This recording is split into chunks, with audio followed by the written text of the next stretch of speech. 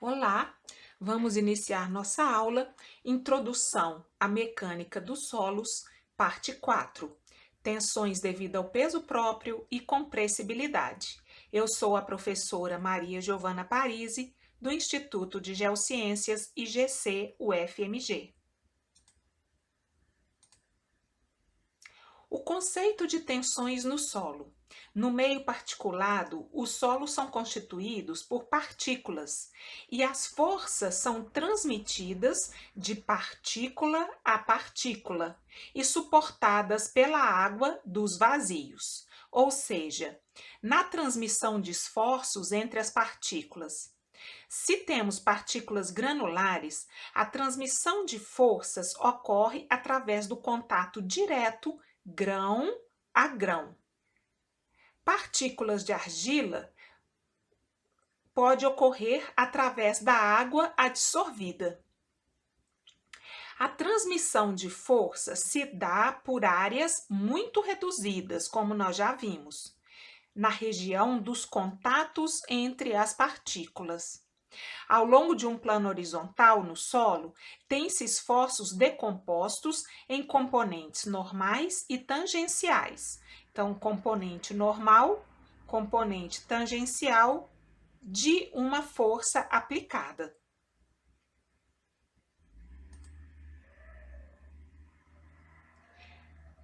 É muito importante para o entendimento das forças de resistência que atuam em um solo, o conhecimento sobre as tensões efetivas do solo.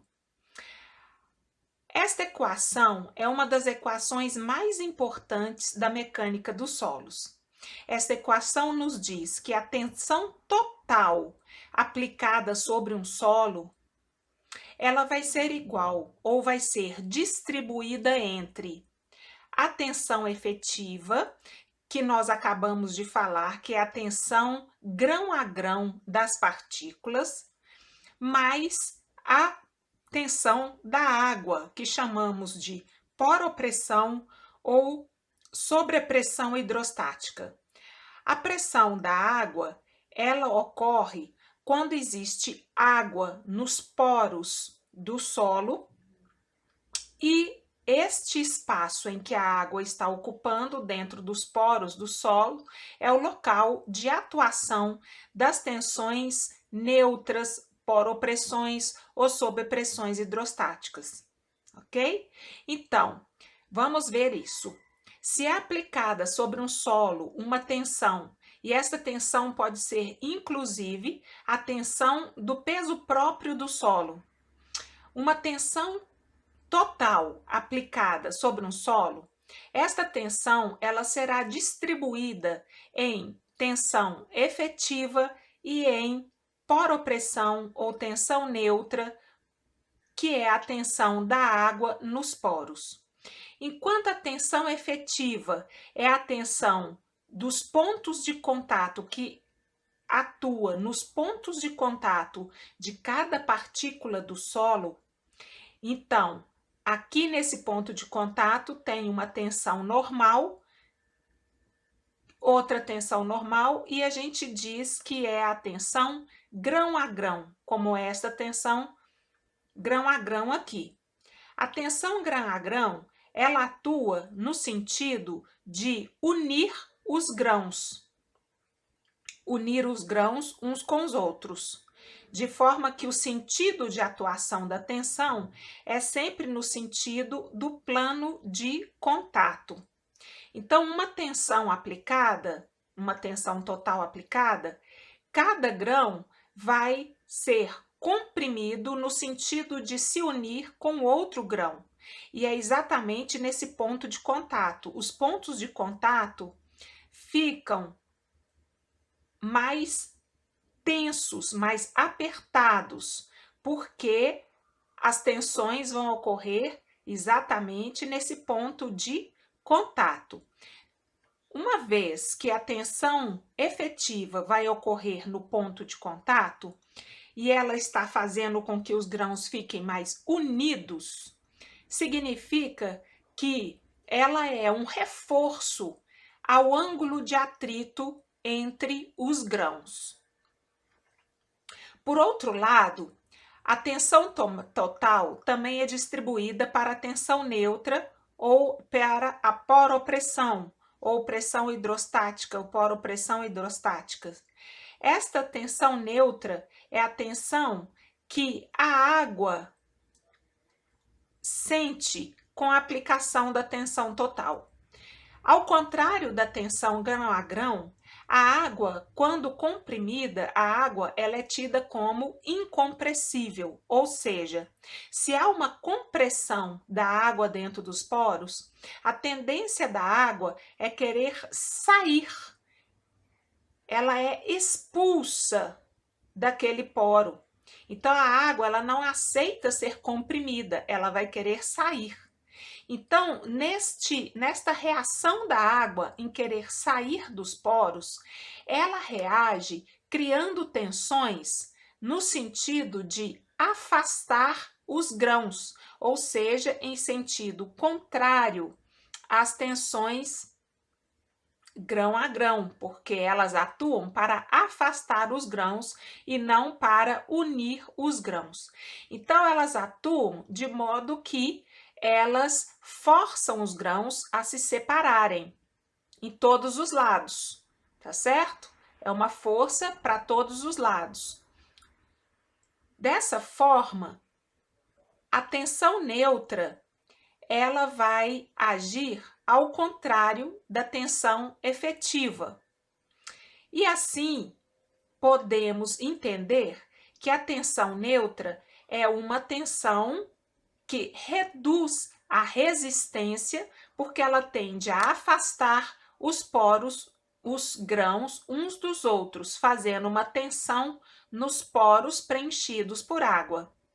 Enquanto que a tensão grão a grão é uma tensão que aumenta a resistência, pois ela tende a unir mais o grão, dando um apoio, um reforço às forças de atrito atuantes nos pontos de contato.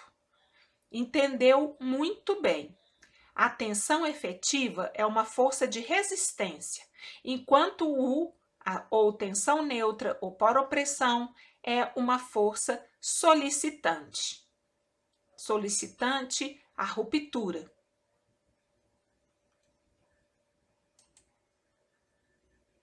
A resistência a cisalhamento do solo é dada pela reta de ruptura de Mohr. Então, a tensão de cisalhamento, ela será igual à coesão mais a tensão normal multiplicada pela tangente do ângulo de atrito. Esta tensão normal, ela pode ser considerada a tensão normal no contato entre os grãos, ou seja, nós podemos considerar essa tensão normal como sendo a tensão efetiva ou a tensão grão a grão no contato entre os grãos.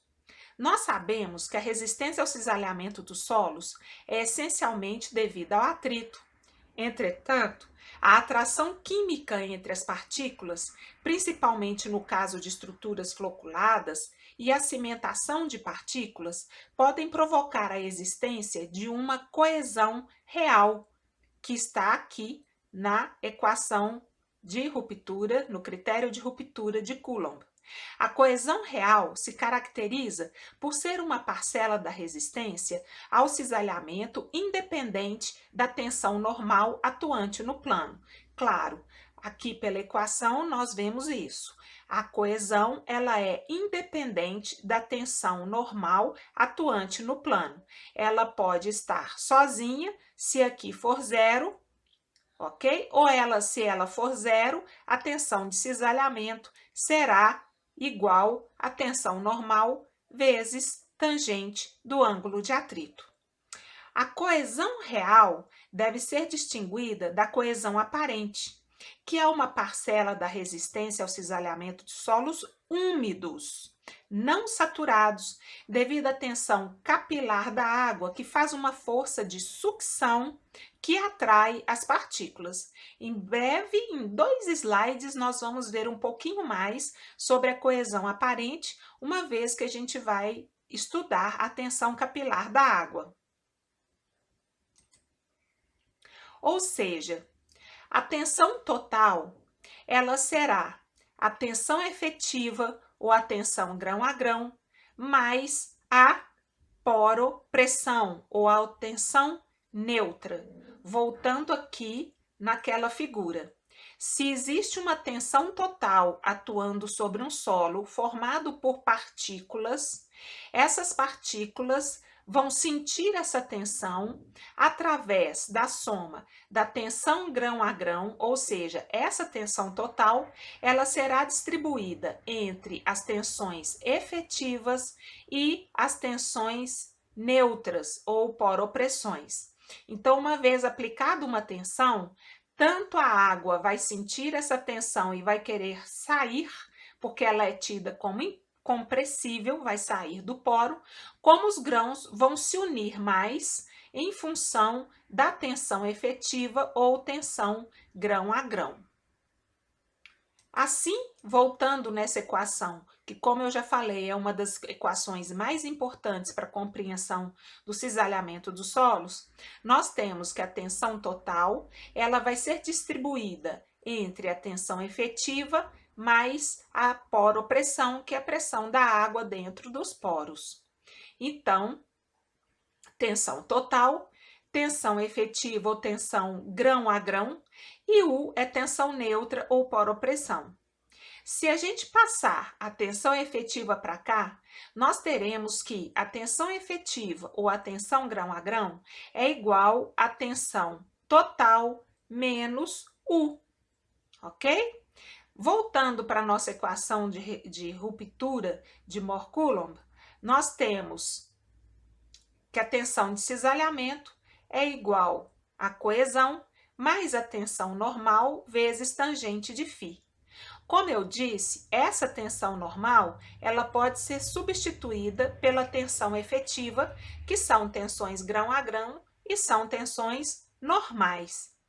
Então, se é aqui, a gente pode substituir essa tensão normal por tensão efetiva, e a tensão efetiva ela é igual à tensão total menos U, eu vou inserir U na minha equação de ruptura. Então, a coesão mais tensão total menos U, substituindo aqui pela tensão efetiva, vezes tangente de φ ou de ângulo de atrito. Ou seja, a partir desse momento, a reação da água para o cisalhamento dos solos está interpretada na equação.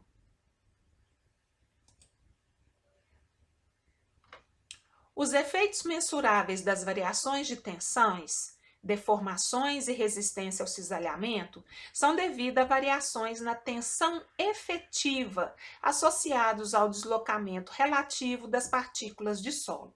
Então, como nós já vimos, as tensões efetivas ou tensões grão a grão serão igual à tensão total menos a tensão neutra ou a poropressão. Com poucas exceções, a deformação nos solos está relacionado à variação na tensão efetiva. O solo pode sofrer deformação sem sofrer acréscimo de tensão total. Basta que haja variação da pressão neutra. Então, a tensão total pode continuar a mesma, mas se houver variação da tensão neutra, teremos variação da tensão efetiva. Quanto maior e mais positiva a tensão neutra, menor será a tensão efetiva e menos resistente será o solo. Quanto menor for a tensão neutra, maior será a tensão efetiva, que se aproximará da tensão total. Aqui nós vemos que existe a tensão efetiva no ponto de contato entre os gatos. Eles estão unidos e essa união está muito forte. Então, nesse caso, a tensão efetiva também pode ser chamada de contato gato a gato. Se a gente colocar uma tensão neutra na área de contato entre as carinhas dos gatinhos, então vai haver o afastamento entre as carinhas dos gatinhos e eles vão se separar e pode haver uma ruptura dessa estrutura equilibrada. Enquanto isso, existe a tensão gato a gato e o atrito entre o contato da face deles com o pelinho de um e o pelinho de outro, vai só aumentando o atrito, uma vez que aumenta a tensão e o contato entre os gatinhos.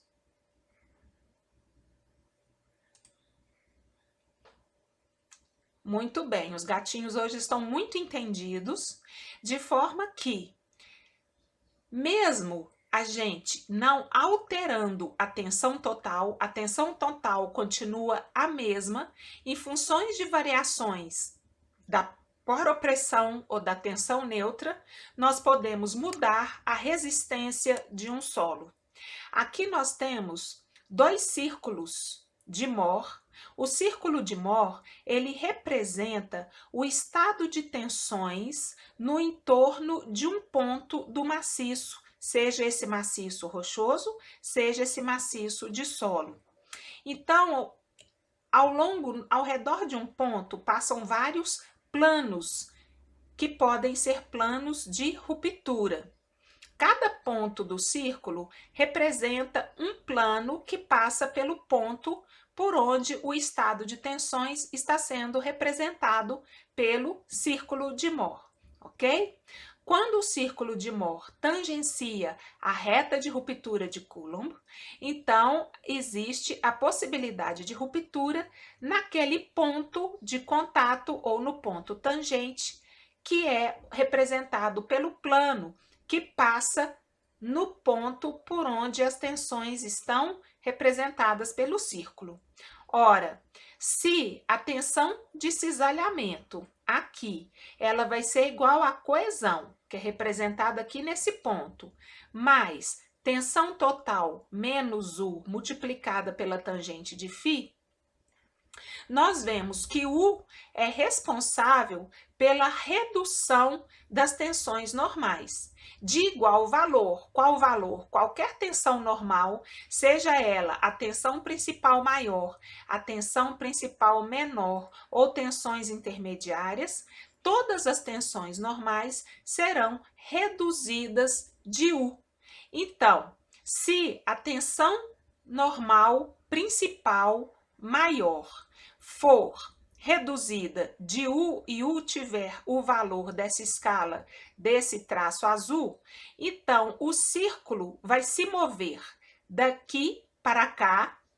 Vocês reparem que não há redução do raio do círculo, ou seja, o círculo continua o mesmo, mas todas as tensões normais serão reduzidas de U.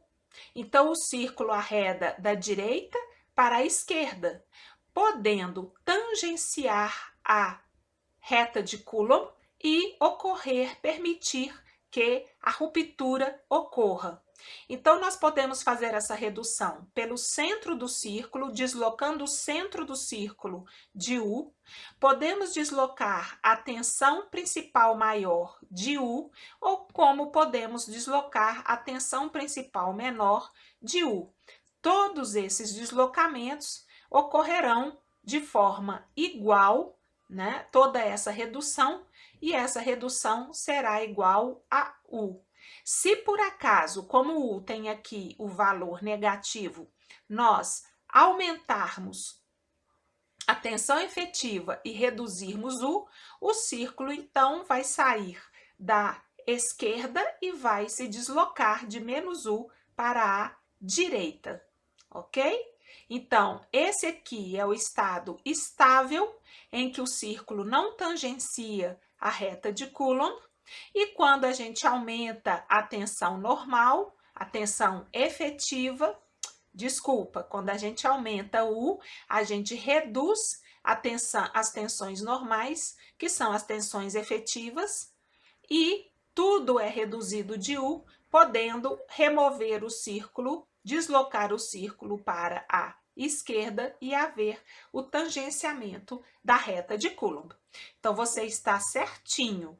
A tensão efetiva é uma força de resistência, enquanto U é uma força solicitante. E para completar mais, U pode reduzir a tensão efetiva, de tal forma que vai reduzir a força de resistência dos solos.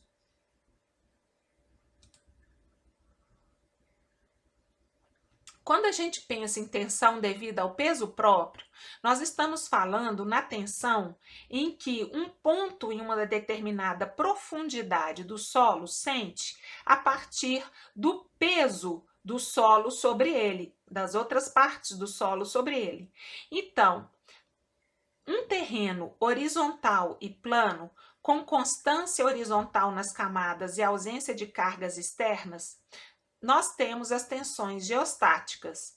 As tensões geostáticas são tensões cisalhantes nos planos horizontal e vertical, que são nulas. Ou seja, as tensões geostáticas, as tensões cisalhantes nos planos horizontal e vertical são nulas.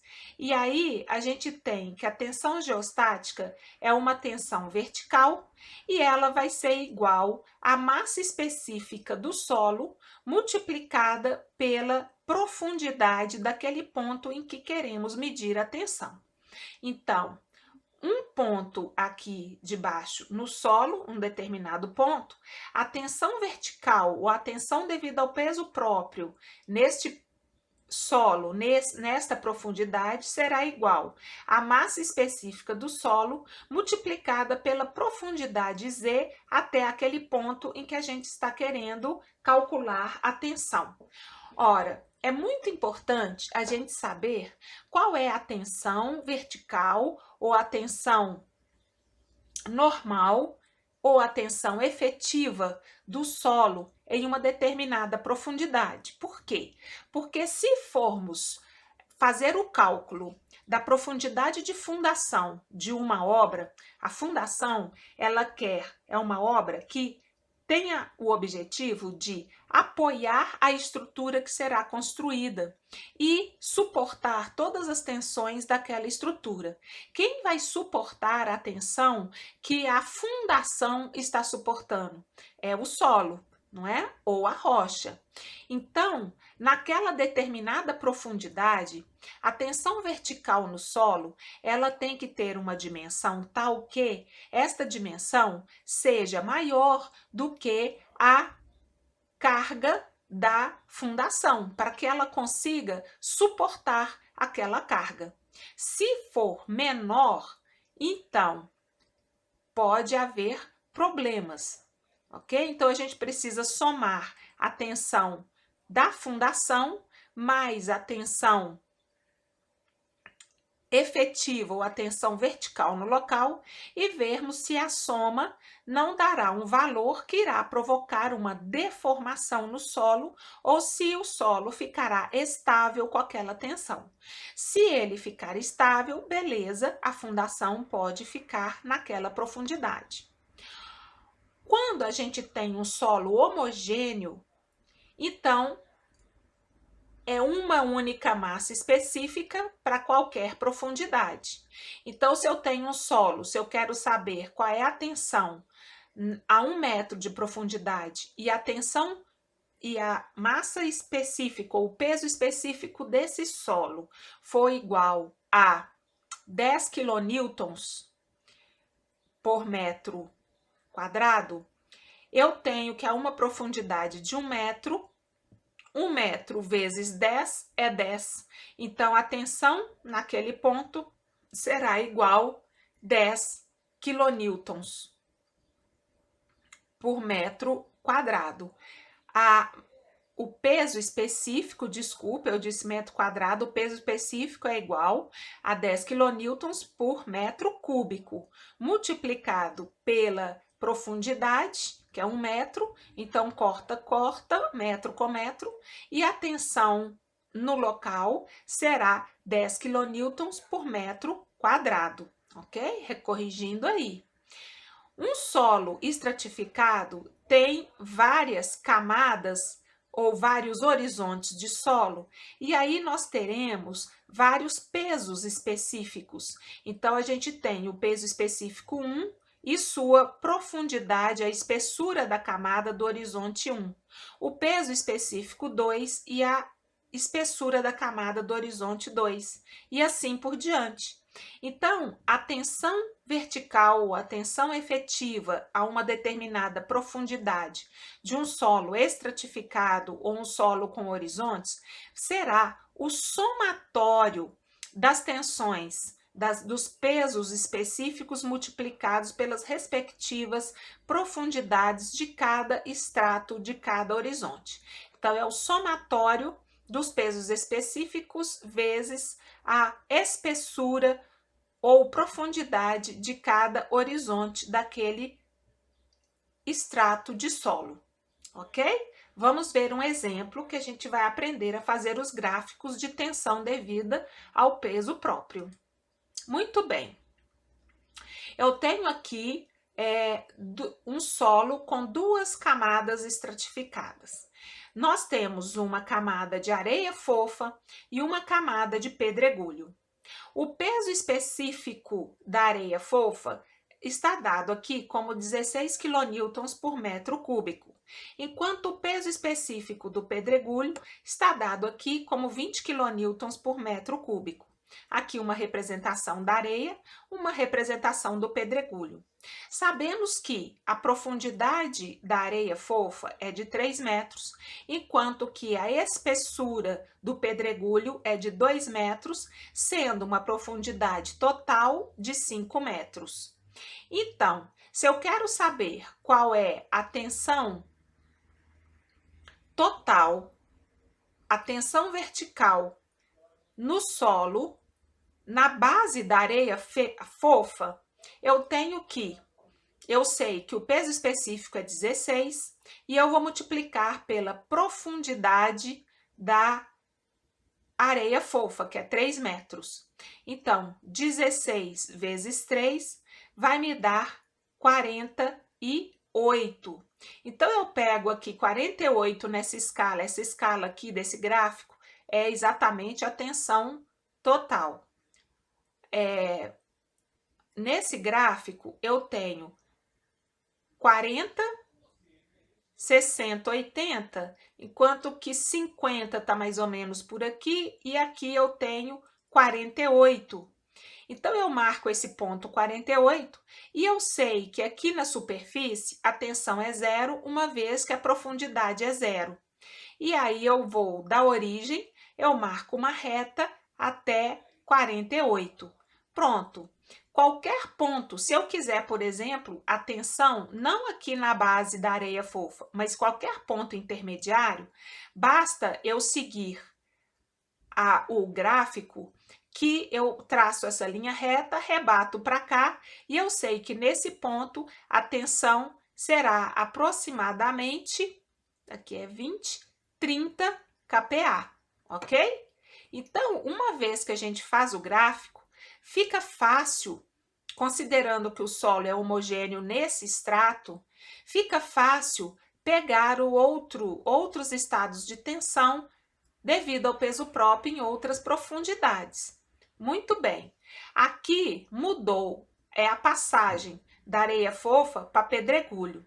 E é dado que o peso específico do pedregulho é igual a 20 quilonewtons por metro cúbico.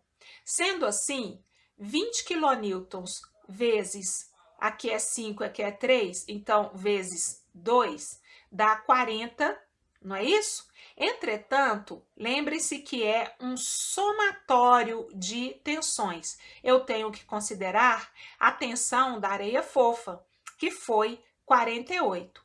Então, 48 mais 40 vai ser igual 88. Então, a tensão total na base do pedregulho não vai ser 40, será 48, porque este pacote aqui está exercendo uma tensão de 48 kPa sobre o pedregulho. Então, é 20 vezes 2, 40, mais 48, 88. Este é o ponto que gera mais erro dos alunos, porque os alunos não se lembram que é um somatório e acabam colocando 40 aqui, o que está errado, é 88, tá certo? Então, 88, ótimo, 88 é a tensão total neste ponto. Neste caso, nós não temos água no nosso sistema. Não tem água nos poros e o solo está seco, tanto na areia fofa quanto no pedregulho. De forma que a tensão total ela é igual a tensão efetiva mais U. Entretanto, U é igual a zero. E aí, neste caso, a tensão total será igual à tensão efetiva. Em qualquer lugar que eu for representar a tensão efetiva, eu terei que tensão total é igual tensão efetiva. Se eu quiser, por exemplo, saber a tensão vertical nesse ponto do maciço de solo, basta olhar no gráfico e ver aonde que dá o resultado rebatendo aqui para a abscissa. Então, neste caso, eu tenho 70, não é isso? 70 está aqui, kPa. Entendido isso? Como estamos acima do Na, não tem água aqui, o grau de saturação é zero e o teor de umidade é zero.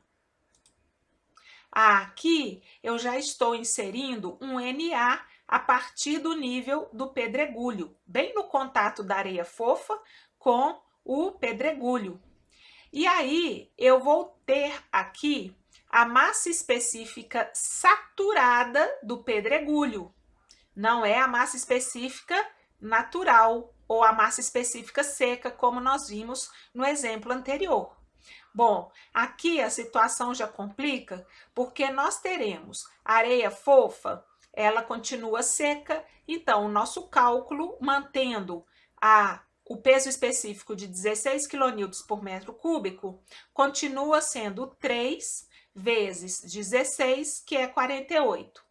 Nesse caso, eu fiz uma representação para a tensão efetiva e a representação para a tensão total, que é essas linhas, representado por essas linhas horizontais, enquanto a tensão efetiva são representadas por essas pintinhas. E U é representado pela cor azul, ok? Então, vamos lá. A primeira camada não tem ação da tensão neutra ou da poropressão da água. E aí, U vai ser igual a zero, a tensão total vai ser igual à tensão efetiva, e eu tenho que tensão efetiva e tensão total vão ser iguais a 48 nesse ponto. Quando nós chegamos aqui, a massa específica, o peso específico do pedregulho saturado, porque aqui é o saturado, então nós temos que considerar que há um acréscimo de peso pela presença da água. Então, o peso específico saturado, que vocês viram nos índices físicos, qual é a equação que rege, né, que faz o cálculo para peso específico saturado. Então, nós temos aqui que o peso específico saturado é 21. 21 vezes 2, quanto que é? 42, não é isso? 42 mais 48 é igual a 90.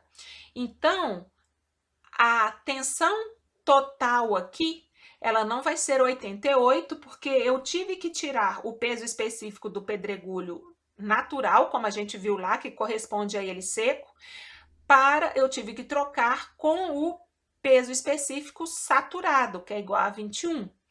Então, a gente faz normalmente, soma 48 a 42, que é 21 vezes 2, e chegamos à tensão total de 90.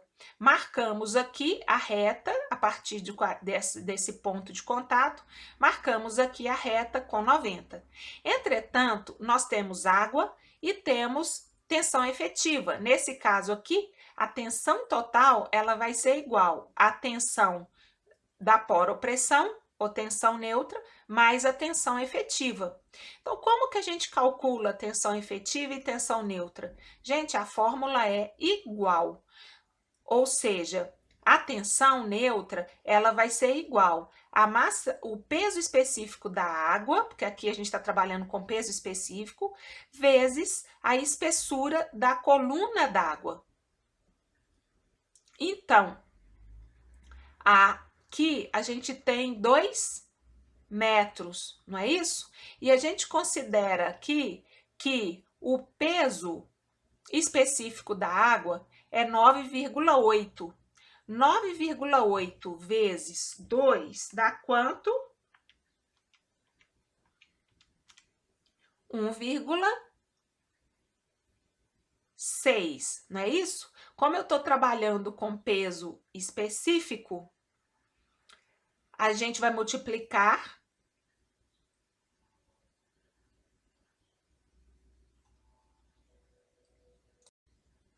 Bom, vou mudar aqui. Eu coloquei a conta feita para que vocês entendam melhor. Então, a gente estava aqui calculando U, ok? E U vai ser igual o peso específico da água multiplicada pela espessura da coluna d'água, a altura da coluna d'água. A coluna d'água tem 2 metros, não é isso? Então, 2 multiplicado pelo peso específico, que é 9,8, dá 19,6 kPa, ok? Bom, 19,6 é o valor de U. Nós sabemos que U é igual à tensão total menos a tensão efetiva. Tensão total, nós já sabemos que é 90. Ora, 90 menos 19,6 vai dar 70,4. Tá bem? Então, nós temos U é igual a 9,8 vezes 2, que é 90,16. Se a tensão total, que é 90, menos 19,16, a gente tem 70,4. O que é 70,4? 70,4 é exatamente o valor da nossa tensão efetiva, ok? 90 menos 70,4 é igual a 19,6. Então, aqui até aqui, eu sempre faço a medida nesse gráfico assim. Eu vou contando o início do campo que eu estou analisando, aqui é o campo da poropressão, e daqui é 70,4 até aqui é 90, então a diferença é 70,6. Daqui até o zero, 70,4. Então, a tensão efetiva vai ser igual a 70,4, a poropressão 19,6 e U é 90, que é 70,4 mais 19,6, como queríamos demonstrar. Muito bem, gente. Existe uma forma, uma convenção de fazermos esses gráficos de tensão devida ao peso próprio.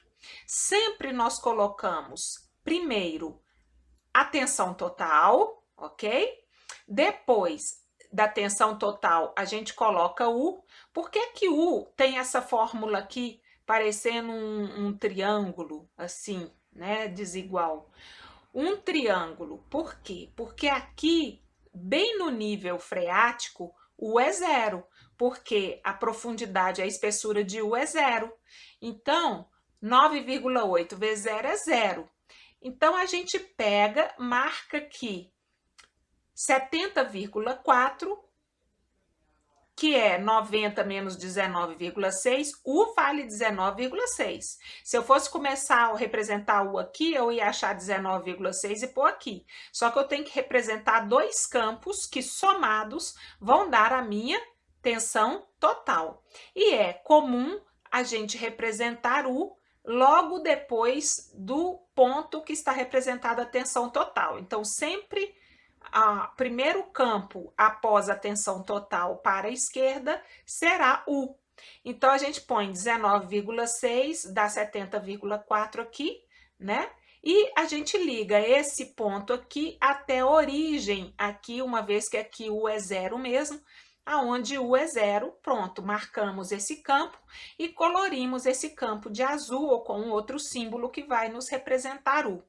Bom, a partir daí, nós pipocamos aqui, né, com essas pintinhas, onde toda essa parte pintadinha vai corresponder à tensão efetiva ou à tensão grão a grão do solo. Então, a gente tem aqui, tensão total vai ser igual a tensão efetiva na parte da areia fofa, enquanto que no pedregulho eu tenho meu campo de tensão efetiva e o campo de tensão neutra, e a soma dos dois será a tensão total. Esses gráficos são muito importantes para a representação do estado de tensão devido ao peso próprio de obras, de solos. Por exemplo, vocês vão fazer uma fundação, vocês querem saber como está o estado, né, de tensão efetiva do solo, a distribuição das tensões neutras do solo e a tensão total do solo, para saber se sua obra vai ter um acréscimo de tensão, até que profundidade ela tem que ser colocada no terreno para que ele suporte a tensão daquela obra. Então, começa por aí, tá bem? Vamos complicar um pouquinho mais. Ora, vamos voltar aos índices físicos. Vocês se lembram dessa equação que eu falei para vocês na parte 1, que é uma das principais equações que trabalha com massa específica ou peso específico dos solos, em que ela é igual a densidade mais o grau de saturação vezes o índice de vazios, dividido por 1 mais o índice de vazios vezes a massa específica ou o peso específico da água, depende com que unidade nós estamos trabalhando.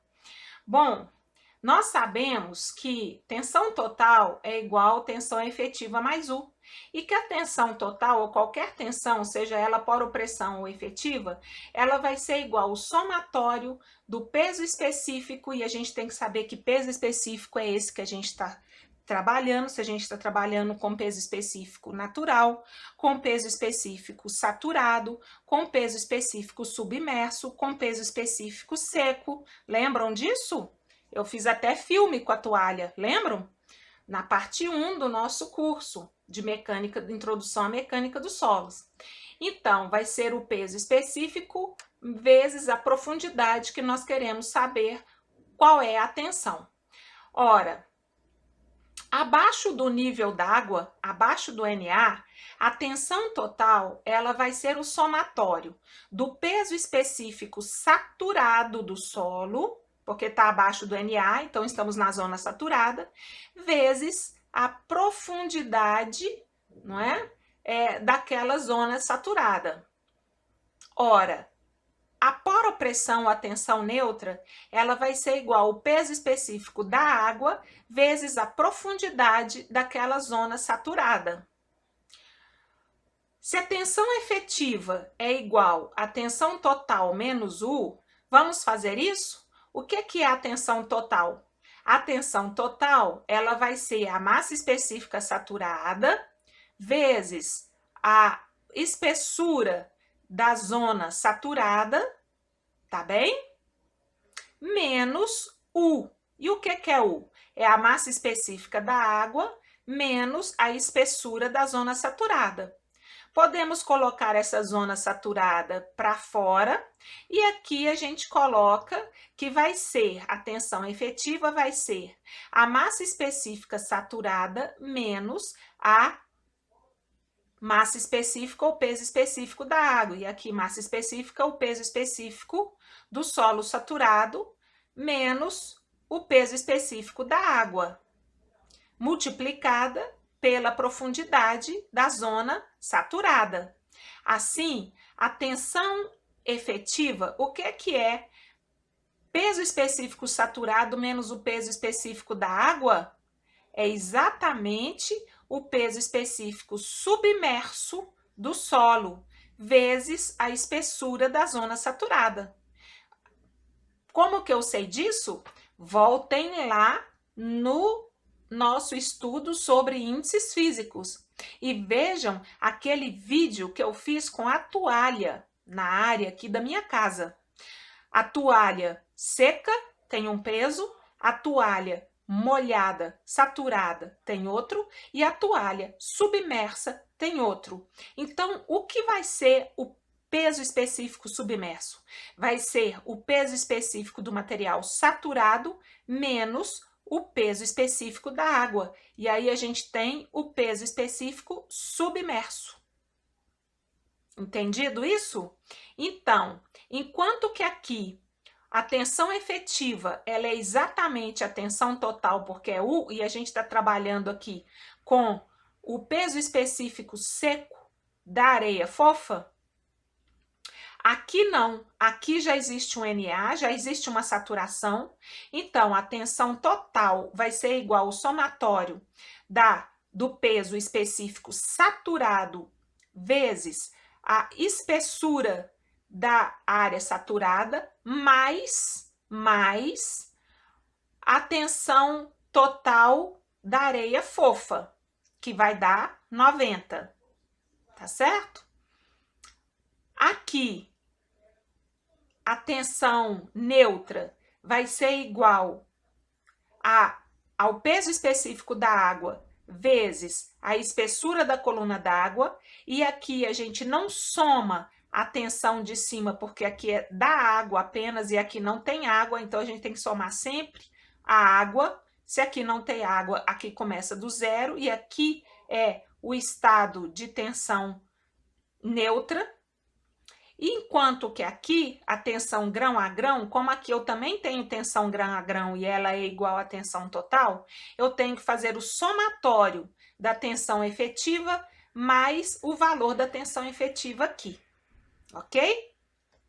Então, 48 mais o peso específico submerso vezes a profundidade da zona saturada,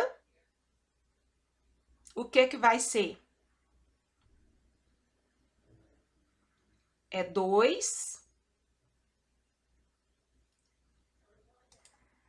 Então, 2 vezes 21, que é o peso específico saturado do pedregulho, menos 9,8, que é o peso específico da água,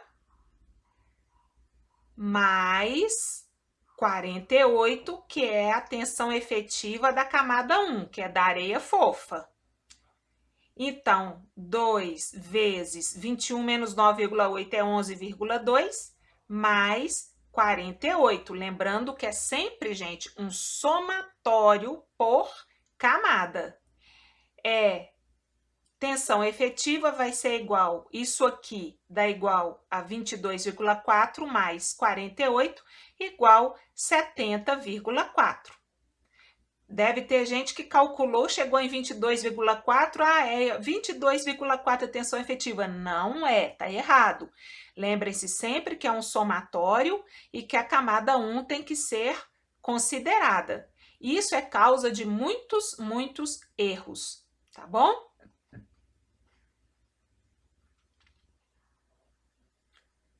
Beleza, gente? Então, lembre-se sempre que a tensão é um somatório, mas para a tensão neutra ela é igual a massa ou peso específico da água multiplicado pela altura da coluna d'água. Se aqui eu não tenho coluna d'água, então eu não tenho que que somar 48 aqui a tensão neutra. Tudo bem? A tensão neutra é 16,9 mesmo, tá bem? Desculpa, gente. 19,6, não foi esse o nosso cálculo? Deixa eu ver aqui. 19,6. Eu cismei que é 16, né? Não, 19,6. Então, 19,6 é 2 vezes o peso específico da água. No caso das tensões efetivas e tensões totais, nós temos que somar tudo. Se eu tivesse água a partir de um nível aqui na areia fofa, aí sim eu tinha que somar a tensão neutra até a base da água na areia fofa com a água no pedregulho. E aí eu podia fazer direto, porque o peso específico da água não vai mudar. Entendido isso? Vamos complicar mais? Vamos tentar fazer um exercício? Antes de complicar mais, aliás, complicando mais, eu vou falar para vocês sobre a franja capilar. Vocês já devem ter estudado em hidro, quem fez hidro, que nós temos uma zona saturada e a água ela pode se elevar por capilaridade quando a gente tem um material muito fino sobre o Na. Essa elevação por capilaridade, ela tem o efeito contrário do efeito da água na zona de saturação, pois o efeito capilar da água, ele é semelhante ao efeito da tensão efetiva, ou seja, o efeito capilar da água é um efeito que une os grãos e não separa os grãos. Vamos ver um pouquinho sobre a água capilar. A água capilar é uma água que exerce na superfície uma tensão superficial.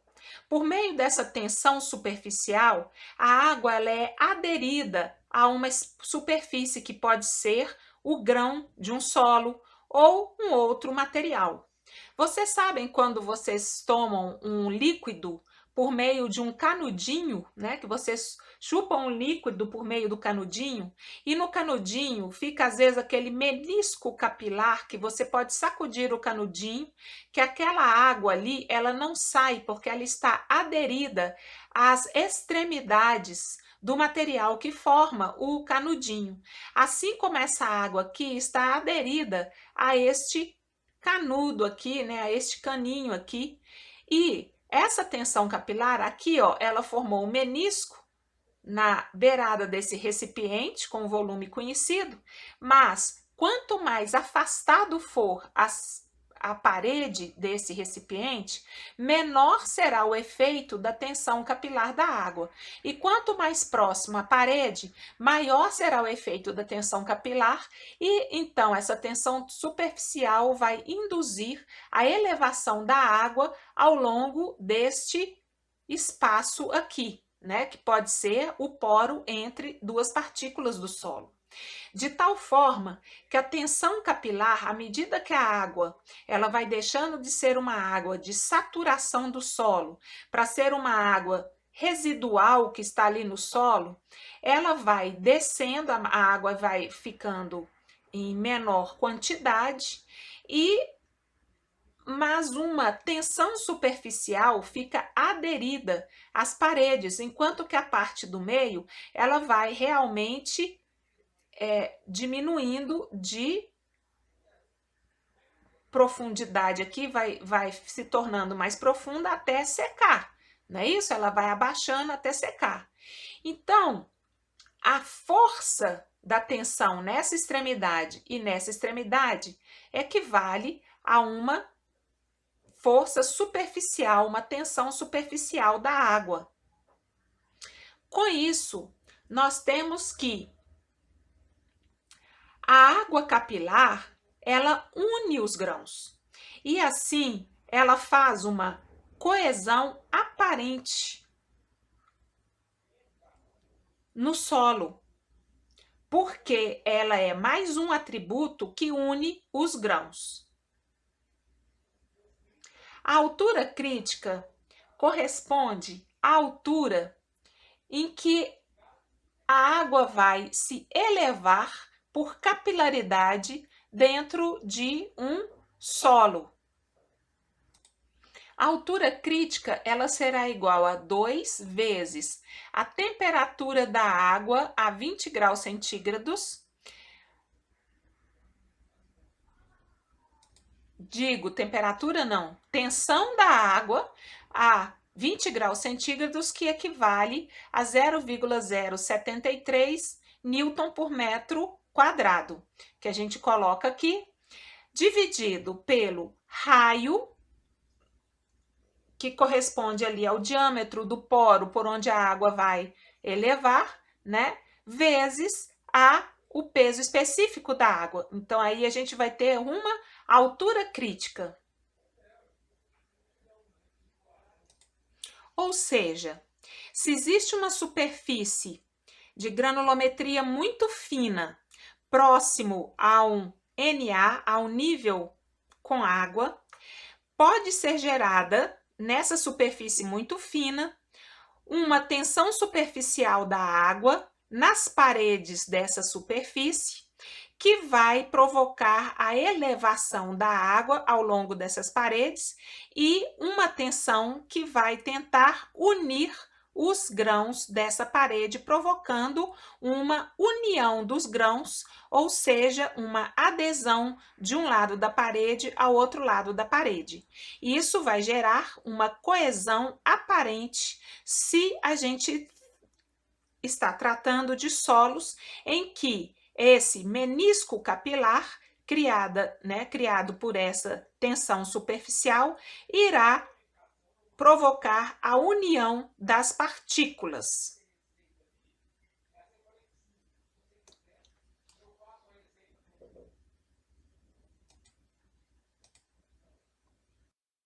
Um exemplo sobre coesão aparente é quando vocês estão na praia e vão brincar de fazer bolo de areia. Quando vocês colocam a areia seca dentro do balde e depois derramam essa areia sobre a superfície, irá acontecer que essa areia irá se justapor dessa forma, uma forma relativamente triangular, sendo que esse ângulo aqui é o ângulo de repouso da areia, pois ela está seca, muito próximo ao seu ângulo de atrito. E o que nós temos aqui é uma tensão grão a grão, pois não há água, dando aí uma certa resistência a essa areia, provocando a sua estabilidade nesta forma aqui. Quando a areia está molhada, mas não está saturada, a película de água vai provocar uma tensão superficial ao longo dos grãos, fortalecendo a união entre os grãos, permitindo que a areia seja moldada. Assim, a areia ela vai ser colocada aqui e vai se manter na forma do balde, onde a areia foi colocada umedecida. Quando a areia está completamente saturada, ou seja, há um excesso de água, então ela vai provocar tensões neutras que vão afastar um grão do outro grão, e quando a areia é derrubada do balde, ela então irá derramar, espalhar pela superfície, escorrer, fluir pela superfície.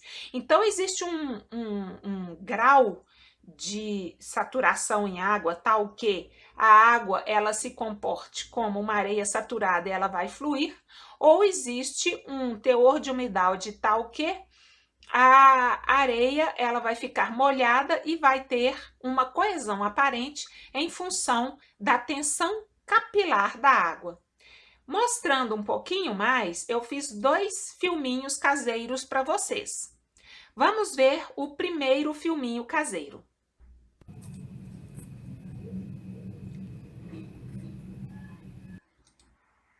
Tirar o som. Nós temos o papelão, e o papelão ele é considerado um material com porosidade elevada ele é mais grosso, porque tem essa parte fina, mas vocês estão vendo esses frisos, quer dizer, o papelão por debaixo, ele tem poros. Então, a água capilar foi ridícula, ela quase não subiu.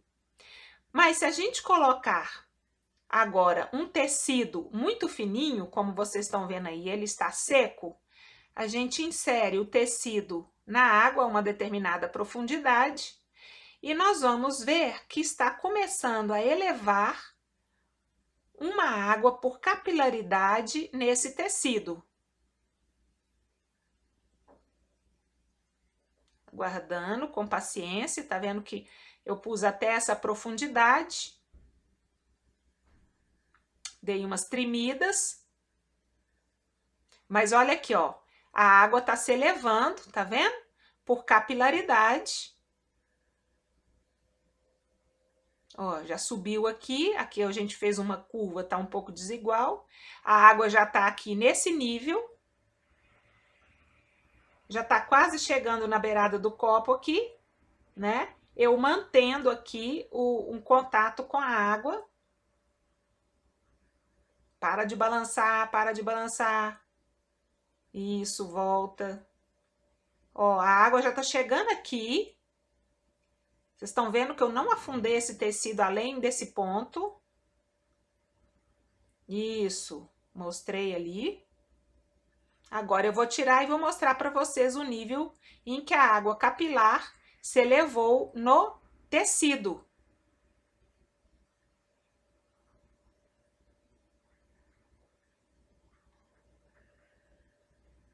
Muito bom. Estão vendo? O nível tá aqui, aqui também subiu um pouco mais, né? Tem as irregularidades aí. Isso, muito bem. Agora nós vamos colocar um papel toalha, que é mais fino ainda que o tecido. Epa, deu uma esbarrada.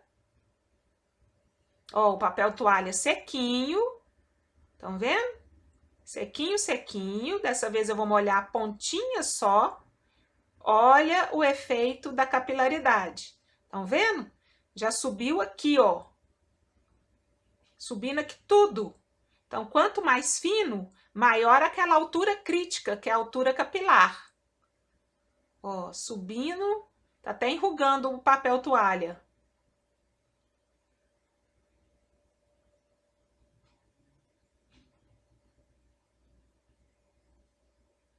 E continua subindo.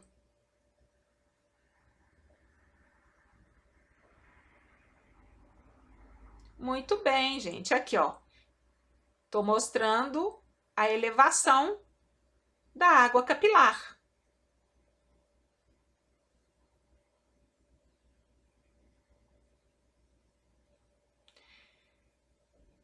Aí está, né? Eu molhei só aqui e a água capilar ela se elevou até esse nível aqui no papel toalha.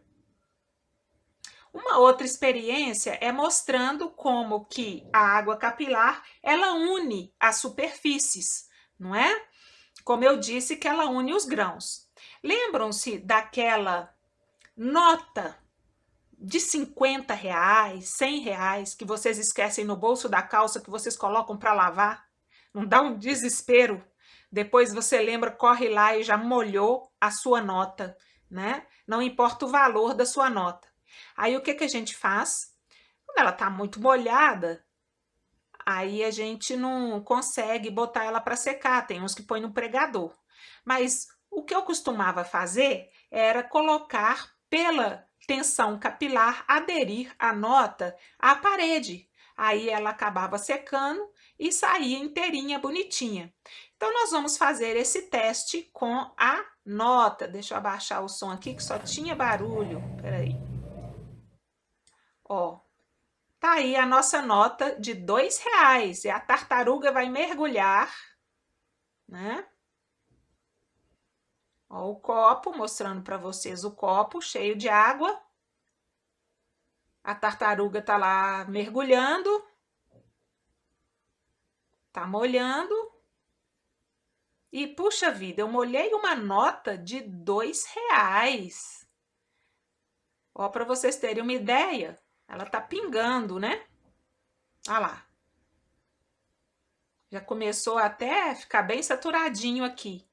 Eu vou colocar ela na parede. Tiro o copo, pronto. E olha que eu não aderi à superfície toda. Agora que eu vou aderir a superfície toda. Isso, maravilha. A água escorrendo, maior será a tensão capilar dessa nota, entre a nota e a parede, né? Ó. Tirei, vou molhar de novo. Molhar de novo. Pronto. Grudou na hora. Com o calor que estava fazendo, aí ela vai... Eu vou tirar, ela vai cair, né? Porque eu tirei da... Afastei os grãos, agora preguei de novo, ó. E ó, vocês estão vendo que eu tô afastando, mas a parte de cima tem uma coesão aparente aí que tá reforçando a resistência, né? E mantendo estável essa estrutura. É isso que acontece quando o pessoal faz cortes em solos extremamente verticalizados, antes do período de chuva, e o solo ainda tem um pouco de tensão capilar. Ele fica inteirinho, não escorrega, não desliza, e depois, durante o período da chuva, a água de saturação destrói os meniscos capilares e afastam os grãos do solo, e aí começa a escorregar. Então, durante o período de chuva, a tensão neutra ela aumenta muito, reduzindo a tensão efetiva e provocando o escorregamento. Pensem sempre assim, tá bem?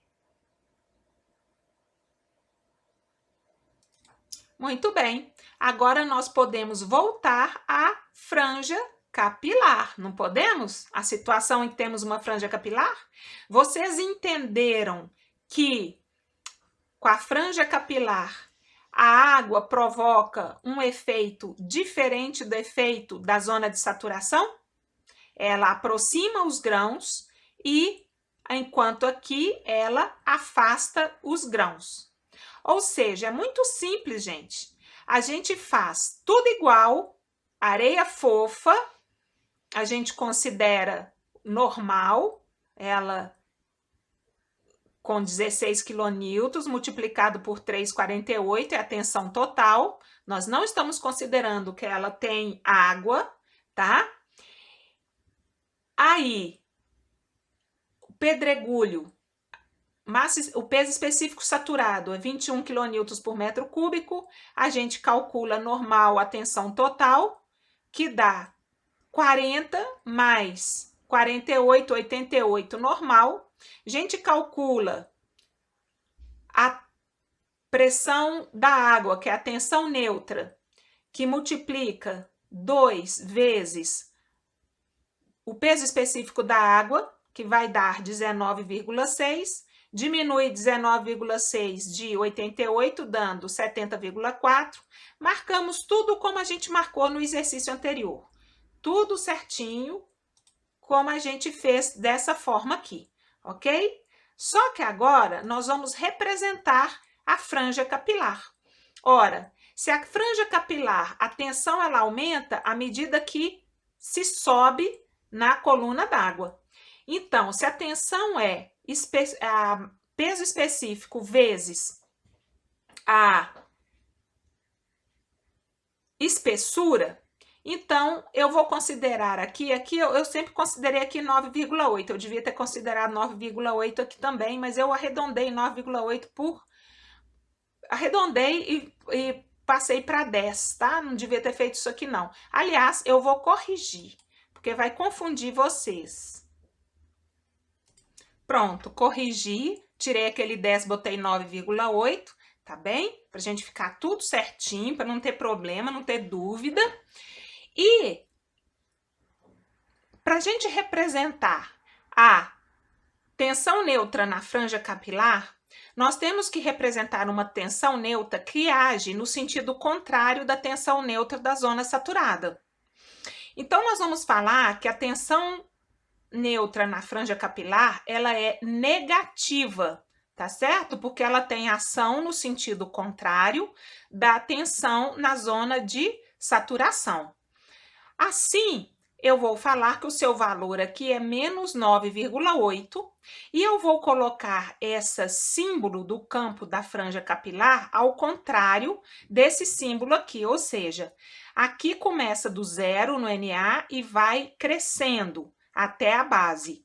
Aqui vai começar também do zero no NA e vai crescendo até a altura crítica da franja capilar, que vai ser no sentido oposto. No fim, quando eu tenho uma franja capilar e uma zona saturada, a representação da área do campo da tensão neutra, ela será parecida com uma ampulheta, como vocês estão vendo, né? Ela começa do zero, sempre no NA, vai crescendo aqui, vai crescendo no sentido da parte superior e aqui vai crescendo no sentido da parte inferior, sendo que aqui ela vai ser negativa. E reparem também que como ela vai crescendo assim, de forma negativa, ela vai extrapolar os limites da tensão total. Ora, mas como que ela extrapola? Tensão total não é igual tensão efetiva mais U? Ora, sim. Só que e a tensão efetiva não é igual a tensão total menos U? Sim. Só que a tensão efetiva na franja capilar, ela vai ser igual à tensão total menos U. Então, ela vai ser igual à tensão total, menos com menos vai dar mais U.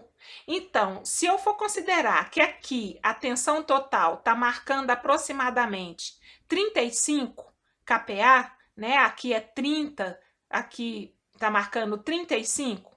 35 mais 9,8 vai nos dar 44,8. Porque é 35 menos U, então menos com menos dá mais, 35 mais 9,8 é igual a 44,8. Ou seja, olha que coisa estranha. A tensão efetiva, a tensão grão a grão, na altura crítica da franja capilar, vai ser igual a 44,8 nesse exercício, que é maior do que a tensão total. Então, a tensão neutra será maior que a tensão total na franja capilar. Isso representa para a gente a força da coesão aparente. Tá bem? Então, o solo fica mais coeso, da mesma forma que eu consegui pregar a nota de R$ 2 na parede. Então, ali ganhou uma força de resistência, de união e de equilíbrio da parede, entre a parede e a nota. Entendido isso? Não é interessante? E a gente representa aqui dessa forma. Muito bem, pessoal. Estão acompanhando, né? Os gatinhos sumiram. A nossa experiência, vou mostrar de novo rapidamente, né? Deixa eu tirar o som, só tem barulho de carro passando. A gente molha, é aquilo que eu representei lá, né? Molha. Vambora, vambora, tô com pressa. Gera aí uma água, uma tensão superficial na superfície, tá bem? Deixa eu pingar um pouquinho o excesso de água. Muito bem. E pronto, pregou na parede. É isso que aquele exercício está mostrando, tá bem? A tensão grão a grão é maior do que a tensão total. Muito bem, passando para frente. Piorou, mas piorou demais. Antes eu vou corrigir isso aqui para não dar confusão. Gente, agora eu vou piorar a situação, ó, já corrigi aqui, não quero saber desse erro mais. Então, tá corrigido. E eu vou mostrar para vocês o seguinte, uma outra situação. Nós vamos colocar aqui um aquífero confinado na camada de pedregulho, após a camada de pedregulho. Vou colocar aqui para vocês uma camada impermeável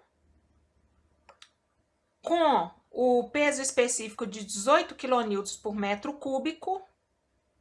E vou colocar aqui, ok, acrescentei algumas informações, fica mais fácil para que vocês possam acompanhar. Acrescentado, vamos lá. Então, vamos começar de novo. Aqui nós temos 48, que nós já vimos no cálculo, que é a pressão total, a tensão total, que é 16 vezes 3, 48. Deixa isso de lado, que isso já foi calculado, ok? Tem que ser sempre a tensão total no início. Vamos construir o gráfico. Agora nós temos uma camada impermeável que tem o peso específico de 18 kN por metro cúbico. Essa camada impermeável, ela está provocando a formação de um aquífero confinado aqui em uma camada que a gente acrescentou, que é da areia, só que agora a areia é saturada com o peso específico de 17 kN por metro cúbico, certo? Então, neste caso aqui, nós vamos considerar que até 4,3, ou seja, 1,3 metros abaixo do início do pedregulho, é a formação dessa camada impermeável. Então, a gente vai calcular 1,3 vezes 21, para chegar na tensão total, mais 48, porque é sempre o somatório, mais essa camada tem 18. E aqui tem uma espessura de 0,2. Então, 0,2 metros vezes 18, então, é somando 48 mais 21 vezes 1,3 mais 18 vezes 0,2, que é correspondente à espessura dessa camada. E mais 17, que é a massa específica da areia saturada, vezes meio, que é o que sobrou aqui, que é 4,3 mais 0,2, dando 4,5 para 5, meio vezes 17, e a soma disso aqui, mais o 48, vai dar 87,6, que é o valor da tensão total. Feito isso, a gente marca a poropressão, a tensão neutra, até a camada impermeável, como já expliquei para vocês. A altura da coluna d'água é 1,3, não é isso? 1,3 vezes 9,8, e a gente mostra o valor aqui, a diferença aqui, marcamos o resultado e emendamos aqui com a origem, dando então um campo para a tensão neutra nesse ponto. Aqui a camada é impermeável.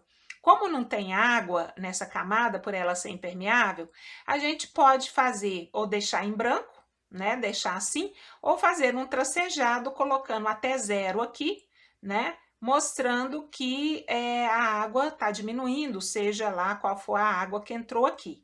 Bom, nesse caso, como a condição de água aqui é condição de artesianismo, nós não podemos calcular a tensão efetiva como sendo a massa específica submersa vezes a altura dessa coluna aqui. Por quê? Porque a tensão que a água está exercendo, ela não está nas condições atmosféricas, ela está na condição de artesianismo. Se a gente fura um poço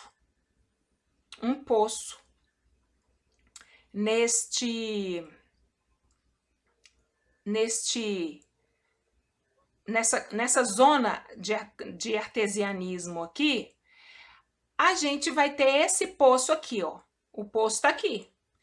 Então, a altura da coluna d'água que nós temos que multiplicar pelo peso específico da água não é essa altura aqui, 0,5, tá bem? Não é 0,5. A altura que nós temos que multiplicar para saber qual que é a tensão neutra nesse ponto é a altura que a água teria se a gente tivesse furado um poço, a elevação do poço. Nesse caso aqui, o poço furou aqui no poço, fez um poço artesiano aqui, ele furou e deu uma altura da água aqui no nível superior da areia fofa, ou seja, esse poço aqui tem 5 metros. Então, a água estava com uma pressão que, quando ela entrou dentro do poço, ela se elevou numa pressão, né, compatível à pressão que ela estava exercendo aqui, é a pressão hidrostática, né? A carga hidráulica dela, não é isso? E deu 5 metros. Então, é 5 metros vezes 17. Tá bem? E aí, a gente calcula 5 metros vezes 17. 5 vezes 17 é igual a 85. Tá bem?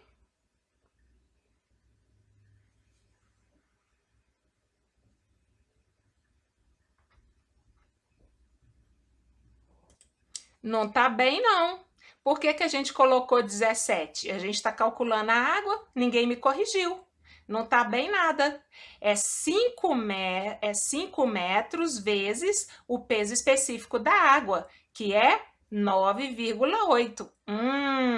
Não é 17. Esse 17 aqui foi usado para calcular a tensão total. Quando a gente estiver tratando de água, é o peso específico da água. Tá bem? Então, 5 vezes 9,8 vai ser igual a 49. Então, eu marco aqui nessa base 49 kPa. E a diferença de 87,6 menos 49 vai dar a minha tensão efetiva. Tá certo? Então, fazendo a conta, 87,6 menos 49 igual 38,6. Então, a tensão efetiva vai ser igual a 38,6. A minha poropressão vai ser 9,8 vezes 5. 9,8 vezes 5, que eu já tinha falado para vocês que era 49. E aí, eu tenho a tensão total, que é 87,6. Entenderam isso? Eu juro que eu não complico mais, mas eu tinha que falar, faz parte do meu ser, não é isso? Faz parte da matéria e é importantíssimo vocês terem essa noção da tensão devida ao peso próprio, considerando várias situações, situação seca, situação da franja capilar, situação de saturação e situação de artesianismo, porque tudo isso interfere no equilíbrio e na resistência do material e na carga que ele suporta como fundação, o material de solo. Tudo bem? Entendido esse poço aqui? Beleza?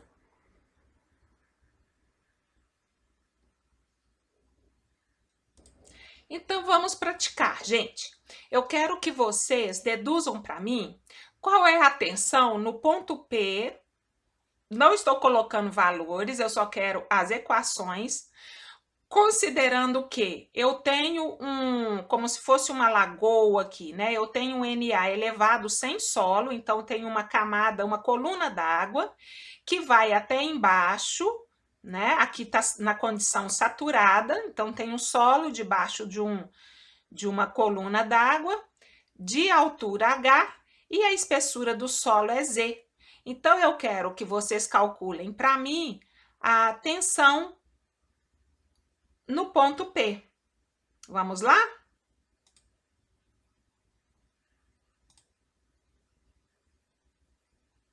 Tensão efetiva no ponto P.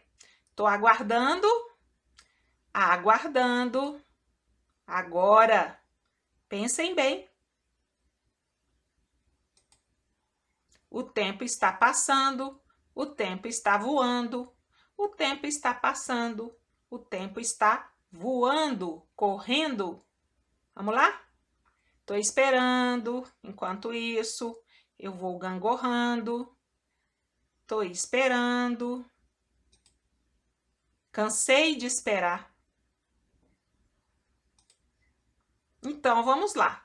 Eu pedi atenção efetiva no ponto P, considerando um solo de espessura Z e uma altura de coluna d'água H, né?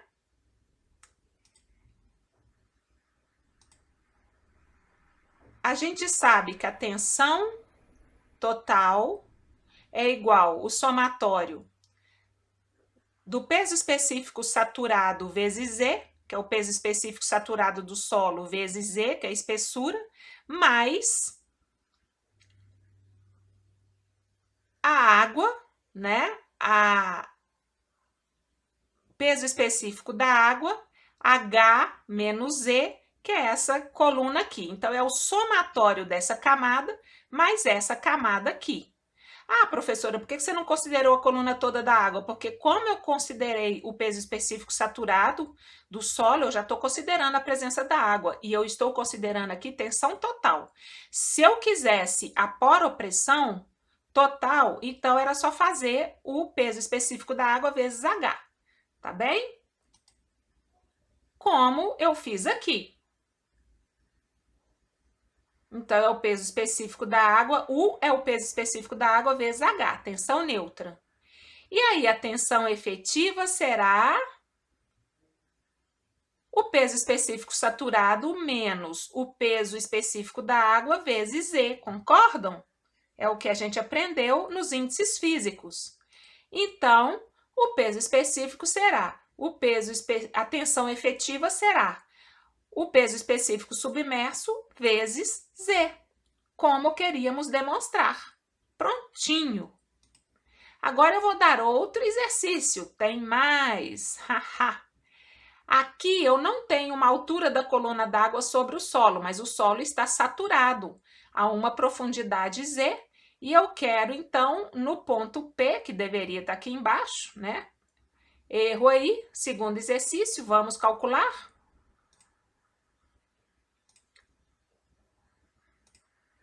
Vamos lá. De novo, a tensão total é a massa específica, o peso específico saturado vezes Z. Não tem a coluna d'água, né? Estou mostrando só que está saturado. U vai ser também a peso específico saturado, ó, o peso específico da água vezes Z, que é a altura da coluna d'água. A tensão efetiva será, peso específico saturado menos o peso específico da água vezes Z, logo, tensão efetiva vai ser o peso específico submerso vezes Z. E mais, agora eu estou colocando uma parte seca e o Na, e abaixo do Na está tudo saturado. Então, vamos lá. No ponto P,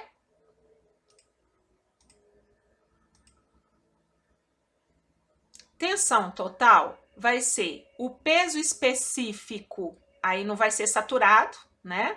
De Z menos H, que é essa altura aqui, mais o peso específico saturado vezes H, que vai ser a tensão total no ponto P ali embaixo.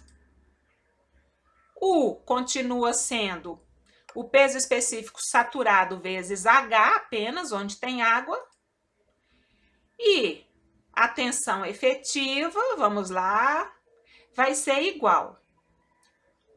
O peso da camada vezes Z menos o peso da camada vezes H, que vai ser Z menos H, né? Então, vai ser a massa específica seca, no caso, multiplicada por Z menos H, igual a tensão total. Esse vai ser o peso, a tensão efetiva, grão a grão, mais o peso específico da água menos o peso específico saturado do solo menos o peso específico da água vezes H. Então, vamos melhorar essa forma de escrever, que será isso. Tensão efetiva vai ser a tensão Z menos H, vai ser o peso específico Z menos H, mais o peso específico saturado menos a da água, que é o peso específico submerso, vezes H. É isso aqui, ok? Então, a tensão efetiva é o somatório da parte de cima, que é o peso específico do material seco, Z menos H, mais o peso específico submerso do material, vezes H.